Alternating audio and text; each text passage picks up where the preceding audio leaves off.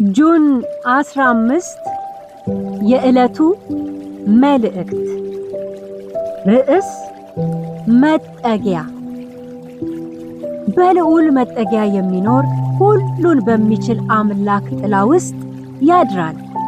መዝሙረ ዳዊት ምዕራፍ 91 ቁጥር 1። በእስራኤላውያን ዘንድ በቃላቸው ሳይቀር ከሚጠቀሱት መዝሙራት መካከል አንዱ ስለ እግዚአብሔር መጠጊያነት የሚዘመረው መዝሙር 91 ነው። ይህ መዝሙር በእነርሱ ዘንድ ብቻ ሳይሆን በእኛም ዘንድ ትልቅ ስፍራ ይሰጠዋል። እግዚአብሔር ለትውልድ ሁሉ መጠጊያ ስለሆነ በአምልኮ ወቅት የእግዚአብሔርን መሸሸጊያነትና መጠጊያነት ማንሳት የግድ ይላል። በዛሬው የጽሞና መልእክታችን የእግዚአብሔርን መጠጊያነቱን በማየት ውሏችንን በዚህ ቃል እንቃኘው። እግዚአብሔር መጠጊያ ነው ካልን ወደ እርሱ መጠጋት ከእኛ ይጠበቃል። ወደ እርሱ ስንጠጋ ከሚሆኑ ነገሮች መካከል ወደ እግዚአብሔር በመጠጋት በልባችን ጥበብን እንማር። መዝሙር 90 ከቁጥር 1 እስከ 12።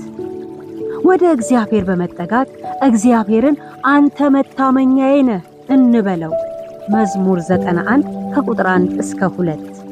ወደ እግዚአብሔር በመጠጋት አዲስ ምዕራፍ እንደምንጀምር እናስብ። መጽሐፈ ሩት ምዕራፍ 2 ቁጥር 12። ወደ እግዚአብሔር በመጠጋት ከክፉ እንድናለን።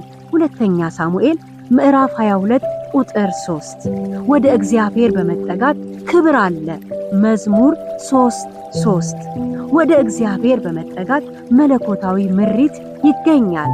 መዝሙር 31:3።